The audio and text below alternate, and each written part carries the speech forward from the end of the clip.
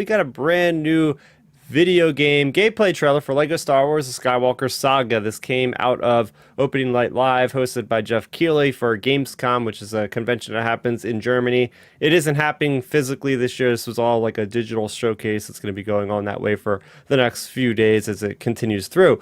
But we got a good, lengthy 2-minute trailer which really showcases a lot of the gameplay. So, we have all the errors are in here, whether it's the prequels, the original trilogy, or the sequel trilogy. They're all given their fair due, which is something I really enjoyed about having that trailer, is showing us the wide breadth of content of this game. And you see the world map, which is another thing we'll talk about entirely. But I just want to get your guys' thoughts and expectations based upon watching this trailer here. Did you get a chance to check it out there, Milton?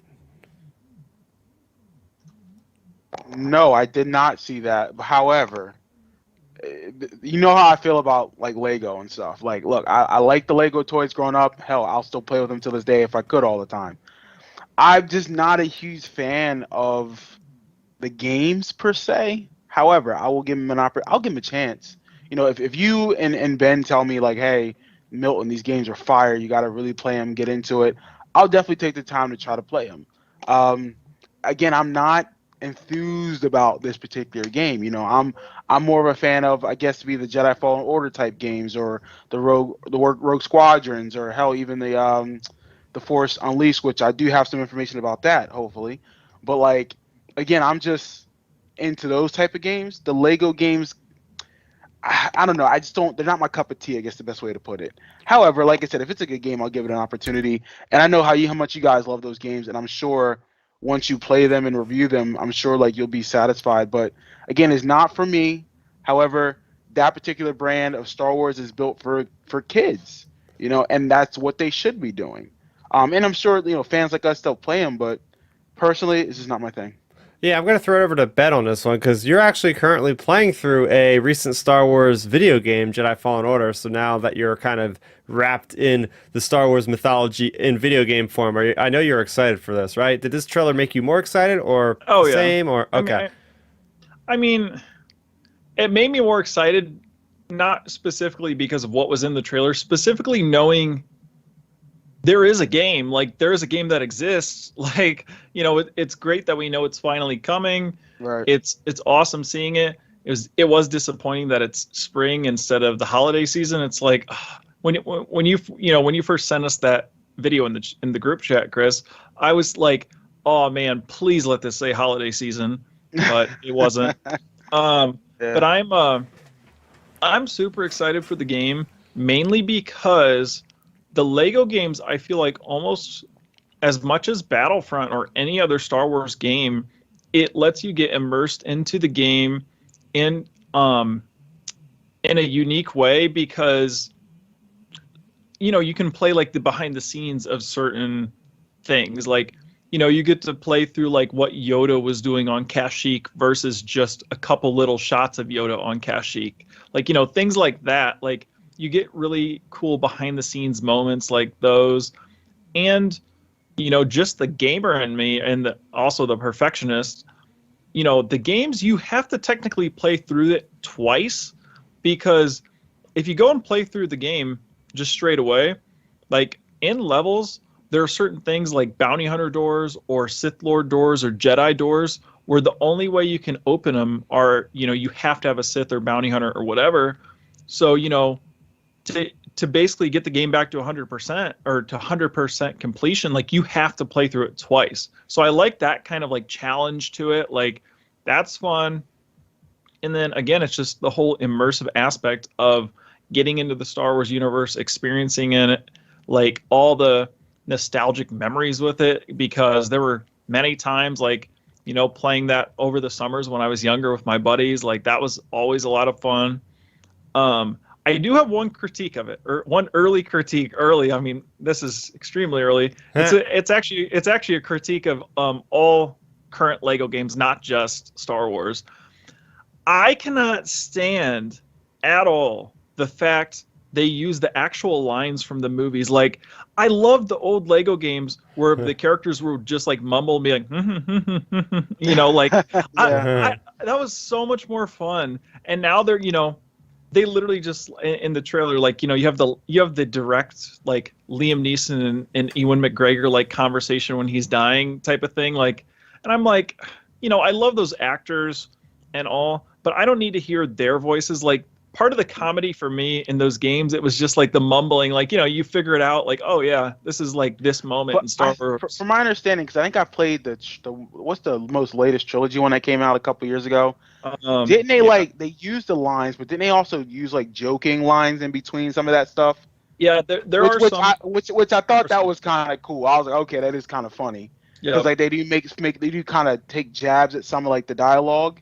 Yep. But yeah, I do get your point on that, Ben. Continue. Yeah, there were those, and then I think probably one of the most fun aspects of the first Star Wars Lego game was the fact that you're in Dexter's Diner, and I love it since it's a bar. Like, if you go outside the bar, and you go out into the parking lot where all the ships are parked, and you have just random Lego minifigures walking around like Darth Vader or whatever, or not Darth Vader, like clone troopers or droids or Count Dooku, like whoever you have unlocked. And if you just walk up and punch one of them, it's hilarious. Like, everybody, like Han or like the clone troopers, the droids, all the characters that are out there, they all draw their weapons, and like everyone starts fighting, and it's like a bar, like a traditional a bar fight you'd imagine, and it's hilarious. Like, so that was one of the most fun parts about that game, was just walking up to somebody and you just punch them, and then like Han just whips his blaster out and everybody starts just opening fire. Like man. That, like a lot of good memories with those games. So I'm super excited for the new one. I'm gonna pre-order it as soon as we actually know 100% for sure, because like we could have pre-ordered it like last year or the year before, but we would still be waiting. So I'm going to make sure the game is actually coming before that. Yeah. We're going to talk about the whole delay and everything in a whole nother topic here, but I do want to pay attention to the chat. We have Alex Elkins. He's saying it looks like you'll be able to fast travel from planet to planet, which I love. So yeah, that's a really cool aspect of the game. They show, and I'm going to pull it up as I speak about it. In the trailer, there's a moment where they actually have Luke, and he's pulling up this galaxy map. And on the galaxy map, what I really like about it is he's pulling it up on another planet. Let's see, what planet is he on? He's on Dagobah. He pulls up the galaxy map. He goes to Tatooine, and there's like, I mean, it's a trailer, but like in a trailer there's 0 load times. Like, it goes like, he literally goes and travels through hyperspace to Tatooine, and his X-Wing lands, and it gets like on a dewback or a bantha and just starts riding around. Like, that is really cool. And I think that is the drawing point, Milton, to people maybe like yourselves. Like, hey, we might not ever get like that entire Star Wars saga game where you're playing like a full 3D polygonal model, like a Jedi Fallen Order. Like, who knows if we'll ever get a game where we're actually playing, but at least we have the capabilities to play through a Lego version of that and have all the characters that we could play through at any time. So I think that's the biggest drawing factor by a long shot that most people want this game, is they can relive those memories from any of the movies at any given time. Like, you don't even have to go through like chronologically. You could just pick to go to like Camino in episode 2 and then fly over to Canto Bight in The Last Jedi and just skip everything in between if you wanted to. You could just, and I'm looking at the map here, and it's pretty massive. Like, they confirmed there's over 20 planets at launch. Nice. And like what I'm looking at, they have Coruscant, Crate, Bespin, Hoth, Endor, Kef Bir, Octo. They got Utapau, they got Dakar, they got Camino, they got Kajimi, they got Kantatica, they have like every planet in every movie, plus more. Like, this is crazy, and some of the planets are actually like question mark out, so that's not even everything. But and I like how they lay out the map as a canon nerd like myself. Like, they have the different sectors. They really paid attention to detail. So it's like, oh, Tatooine is in the Arcanus sector, and then they have Utapau and Dagobah, which are in the Western Reaches or whatever. So I was like, oh, that's pretty neat. But I think that is what really kind of made me sit up in my chair a little bit, because I'm watching this trailer and I'm like, that's where I wanted to know, because we know this game is unlike other Lego games. This is more of like an open world game. So that's where this comes into play. It's like, okay, you could just go anywhere in your fighter at any given time. So that to me is really cool. Oh yeah, Yeah, I mean, go ahead, Ben. oh no, I was gonna just say real quick. The big part about it is I think it's nice because it gives us that open world game before the open world game comes out in like 2 or 3 years or whenever it is. Like, so it'll be a nice way to like really dive into things. Yeah, and jumping off of that open world game, we also have Chad. He's chiming in. Do you guys think we might get a Book of Boba Fett or an inspired game? Because there's not really like the games like that right now. He's like, he wants to be like that old bounty hunter game, and we know that the one studio out there in Ubisoft's library of developers, whatever, they're actually working on an open world Star Wars game. We don't know what it is, but we expect it might be Mandalorian inspired.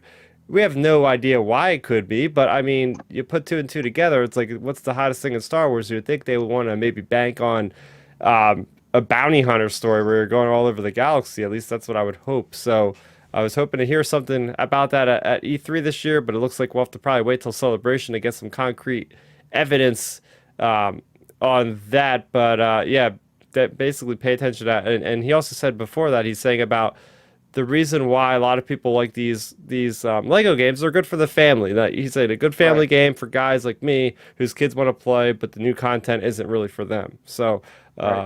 there And you that's the go. thing, and he makes a good point because my niece is Ellie, my niece Ellie, who's a huge Star Wars fan. Like she loved the Lego games growing up, and again, those are perfect for her. Even though she watched the movies, she can then go and just because her favorite character is 3PO, so she can just go like play with 3PO, whomever the character is, and just to her it's like playing with a toy in the video game. So that makes sense for people that have children to gravitate towards that game for sure.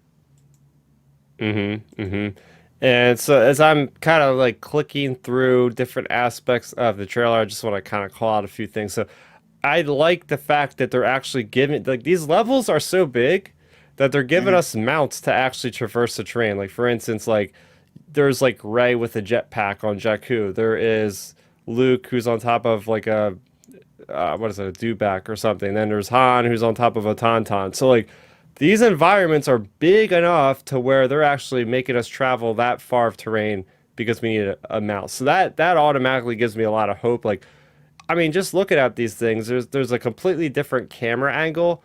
Like the other games, they would just kind of like give you a pre-established camera angle, whether it be from the front or from the side. Most of the time, it'd be like from the side angle. But this camera is like right close, like like kind of like your normal like third-person shooter, like Red Dead Redemption or something like that. Like you're pretty close to the character's back, and it looks like you have full camera control of everything. So that excites me because it looks like they completely overhauled like the entire game engines that they used in the past. There's also a lot of vehicle combat in here. We see the Millennium Falcon, of course. You have to see that in a Lego Star Wars Skywalker Saga trailer. But they also have the Jedi. They have the Jedi Starfighter and Attack of Clones and Obi-Wan and Asteroid Field. Now that is something I really can't wait to play through because that's one of my favorite scenes in all of Star Wars. Period. So Oh yeah, that'll be a really fun mission. Uh, and then specifically from the sequels, even like I'm interested to play through some of the levels just to see how they see how they play like versus obviously like the Rey versus Palpatine fight. That'll be interesting to see like if we get some Lego Force Ghost of like Luke and Mace Windu or Yoda, like those type of characters popping up. And there's always natural comedy in the game, so I'm sure there'll be something funny about that. Like you have different things. It'll be interesting to see the whole moment between Han and Kylo, like when he kills Han, like just to see, because the Lego games always are pretty like comedic with their deaths, so that'll be interesting. And then, yeah, I mean, I don't know. It'll be interesting to see even Luke's death in the Last Jedi. Like, are they gonna have him fade away, or will he be like his character just? explode. Yeah, yeah. I don't know. It'll be interesting just to see the way they do some of the things in those. But also, I'm just excited to see. We for sure, obviously, like you mentioned, the Attack of the Clones scene right there. There's going to be expansions or new takes on the episodes 1 through 6 levels, because I'm sure they're not going to be just carbon copy and No way. paste from the original games. So I can't wait to see how they adjust things, because even in the original games, like when you would play through the pod race on episode 1, that was one of the most annoying things, because if you would bump into anything while you were doing it, it would like instantly kill you. So Whoa. you'd have to restart the entire race. And so you had to play that over and over and over again. And for being a Lego game, it's like, come on now, this is a little tough. So you have little things like that that it's going to be interesting to see how their take is on that. And then yeah, I just can't wait to see. Also if we get a bonus mission, because on all the prior Lego games, we've had a bonus mission like the original one. If you played through to 100% completion, it unlocked the beginning of A New Hope where Vader comes into the Tantive 4. So you could play through that. Like that was like an Easter egg. So my question that I'm wondering is, if we play through this game 100%, is it going to unlock like a Mandalorian level, or is it going to unlock a Rogue One level, or like some type of a level from one of the other movies and or shows? Yeah, that's a really good question. So, I mean, we already got evidence of Rogue One being in this game before, right? Yeah. So we know that they're gonna Yeah, have spin-offs in the game. yeah, yeah. Rogue One will be in it. It just makes me wonder if like a bonus mission, especially for how popular Grogu is, with a bonus mission, are we going to be getting Mando? And like, I feel like there's a really, if I had to put a percentage on it right now, I would say at least 60%, 70% chance we're going to get the first episode of Mandalorian season 1 where you have to save Grogu. Like, I feel like there's a really good chance that could be a bonus mission at the end of the game. Yeah, that'd be a really good guess for sure. I think that having Mandalorian stuff in there, not having anything to do with Mandalorian would be a huge misstep, especially if they're already doing like what is this delay about? We're gonna get into that in a moment here, about why maybe that is actually happening the way it is. And I have no prior knowledge or anything. I'm gonna just be speculating off of that. But one final point, and I want to elaborate more on this before we move on. But The Force Awakens was the last Lego Star Wars game, and like I liked about that is they did have a lot of bonus missions. They had like 6 or 7 bonus missions that fleshed out things. Like for instance, you were part of Han Solo's crew that went to get King Piranha's Rathars, and you get to find out like why he had a much bigger crew before. You get to see what Kylo Ren was doing right before Force Awakens. He was invading some planet, just like massacring all these people. So and you get to do one mission where it's like Lord Santekka, when he first gets down to Jakku and like is establishing his like village for like the Force of the Church. So there was a lot of really intriguing and they were technically like canon stories, I'm pretty sure, like that were actually fleshing out even the backstories of some of the characters. So I would love to see them like throw in some cool stuff like that too somewhere, like maybe with the prequels or something like that.